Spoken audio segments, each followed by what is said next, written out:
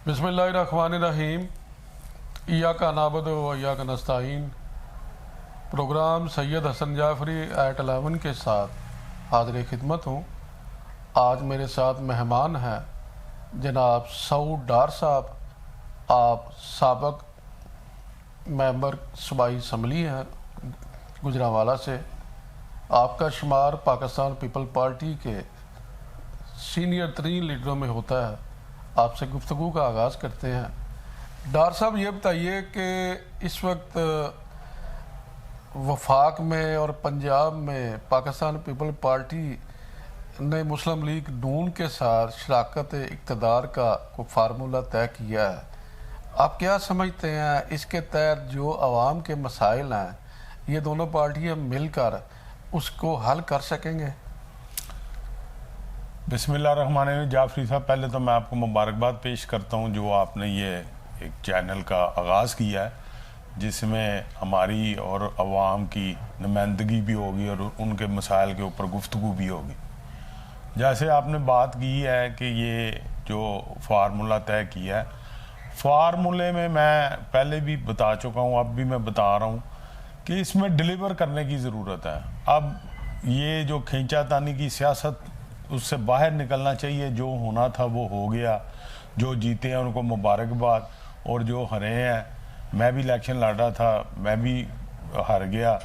तो मैं ये समझता हूँ कि इन बातों से बालातर होकर अवाम के मतलब, गरीब अवाम के मतलब सोचना चाहिए कि हम किस तरह डिलीवर कर सकते हैं। और इसी बात को मद्देनज़र रख के बिलावल जरदारी भुट्टो साहब, हमारे चेयरमैन साहब ने ये फ़ैसला किया था कि हमने इस जमहूरियत को चलाना है। मसाके जमहूरियत जिसमें मियाँ मोहम्मद नवाज मोहतरमा बेनज़ीर भुट्टो ने साइन किए थे, वो यही मसाके जमहूरियत थी कि जमहूरियत को कायम रखना है, जमहूरियत को चलाना है। हमने, हमारे लीडरों ने, कल भी मैं देख रहा था टीवी चैनल पे, एक साफ़ी भाई ने सवाल किया था बिलावल साहब से, तो उन्होंने कहा था कि मैंने एक कमेटी बनाई थी कि जो कमेटी मशावरत करेगी दूसरे जमातों के साथ में। लेकिन इमरान खान साहब, पीटीआई की जमात ने पीपल्स पार्टी के साथ रब्ता नहीं किया। ये 3, 4, 5 दिन इसी में लगे। उसके बाद उनकी बातचीत मुस्लिम लीग नून के साथ हो गई और वो नून के साथ मिलके हमने अब गवर्नमेंट में बैठने का फ़ैसला किया है। और हमने ऐनी ओहदे लिए। हमने उनको ये कहा कि आपने भरपूर तरीके से गरीब अवाम की नुमाइंदगी हमारी पार्टी करेगी असम्बली में और असम्बली के बाहर भी। और इंशाल्लाह हम कोशिश यही करेंगे जो हमारे चेयरमैन साहब ने 10 नकाती एजेंडा दिया था, जो मंशूर था हमारी पार्टी का, उसके ऊपर अमल दरामद हो सके। डार साहब, बिलावल भुट्टो जरदारी साहब ने इंतखाबी मुहिम के दौरान बहुत सारी जगहों पे और पीपल पार्टी के मंशूर में भी है, उन्होंने ऐलान किया था कि वो अगर इक़्तिदार में आते हैं तो 300 यूनिट तक बिजली का बिल जो है वो माफ़ कर दिया जाएगा, नहीं लिया जाएगा गरीबों से। क्या इस पे अमल हो सकता है? बिल्कुल उस पर अमल हो सकता है जी। ये जाफरी साहब, हमारी बात चेयरमैन साहब से एक मीटिंग में, सीसी की मीटिंग में हुई थी, जो हमारी लीडरशिप है उसके साथ भी बात हुई थी कि ये किस तरह आप मैनेज करेंगे। हमें बंदे पूछते थे जी 300 यूनिट फ्री होगा तो इतने करोड़ों अरबों का नुकसान हो जाएगा वापडा को। उन्होंने कहा था कि हमने इसको बेन इनकम सपोर्ट प्रोग्राम में इसको हम फीड करेंगे और हम सोलर सिस्टम देंगे।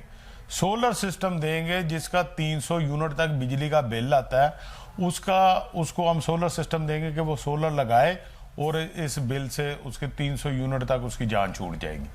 और दूसरे नंबर पे कोशिश यही है हमारी कि हम अपना 10 नकाती जो एजेंडा था, जो मंशूर है हमारी पार्टी का, उसके ऊपर अमल दरामद हो सके।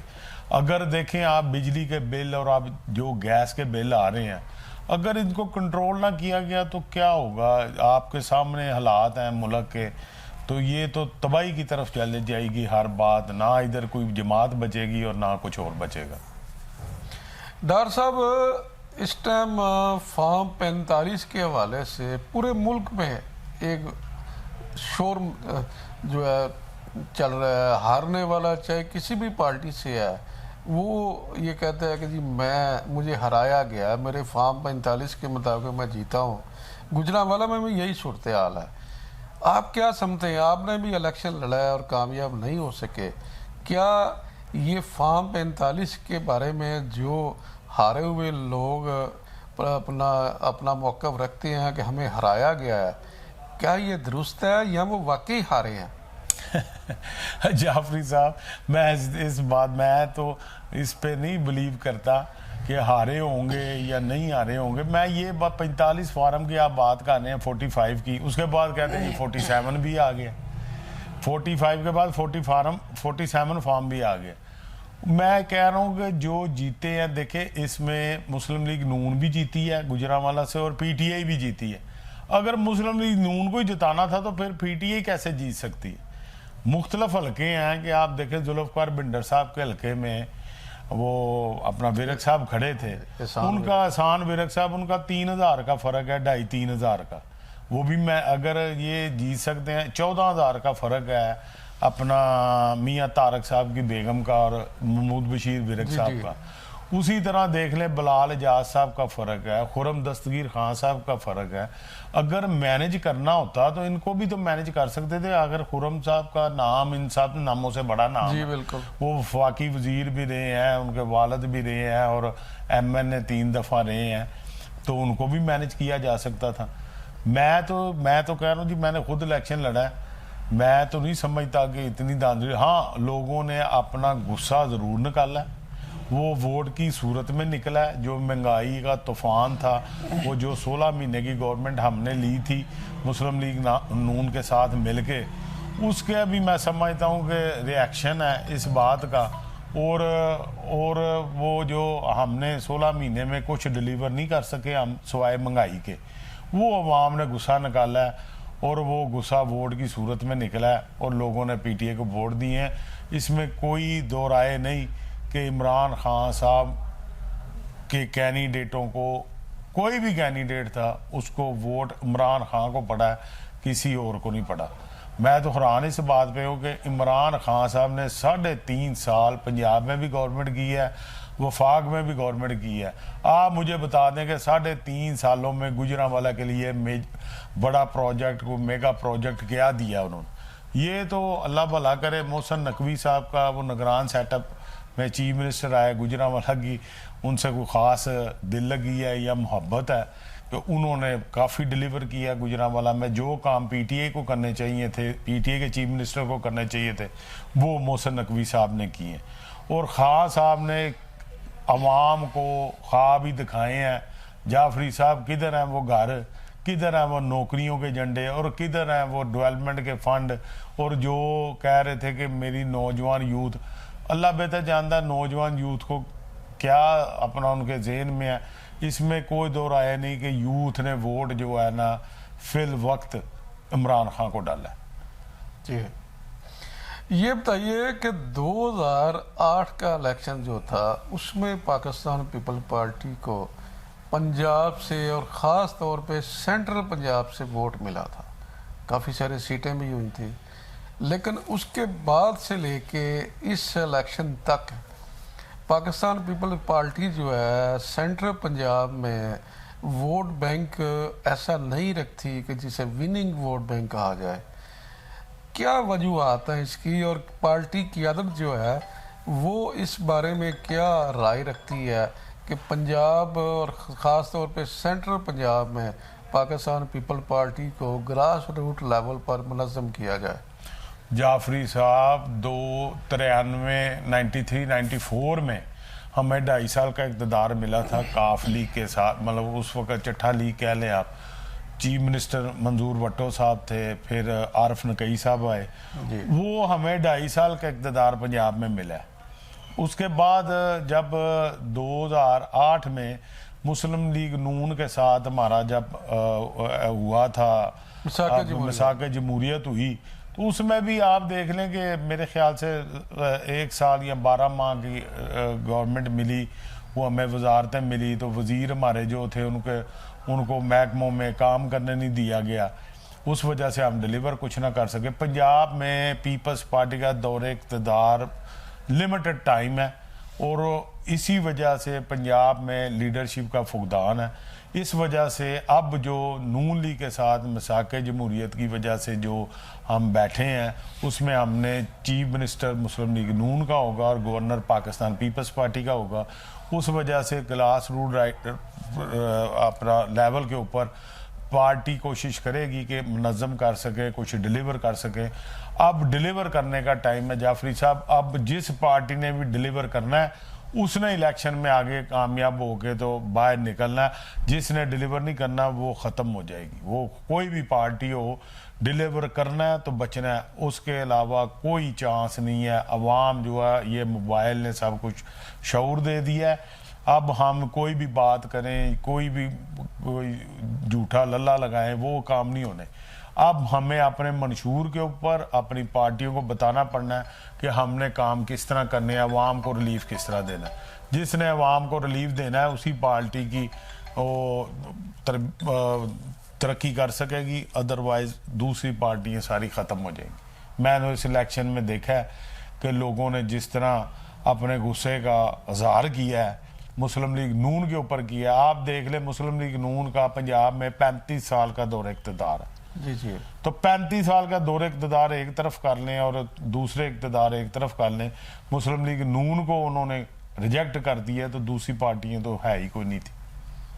سندھ میں دیکھ لیں پاکستان پیپلز پارٹی نے ڈیلیور کیا ہے اور ماشاءاللہ اب بھی سندھ میں سیٹیں ہم نے بھرپور لی ہیں. سندھ میں ڈاکٹر صاحب یہ بتائیے کہ پاکستان پیپل پارٹی کی سیاست کے ساتھ ساتھ آپ گجرانوالہ چیمبر آف کامرس میں بھی ایک جو یہاں پہ روایتی سیاست چل رہی ہے, 2 دھڑے ہیں چیمبر کی سیاست میں, اس میں بھی آپ کا بڑا نمایاں رول ہے.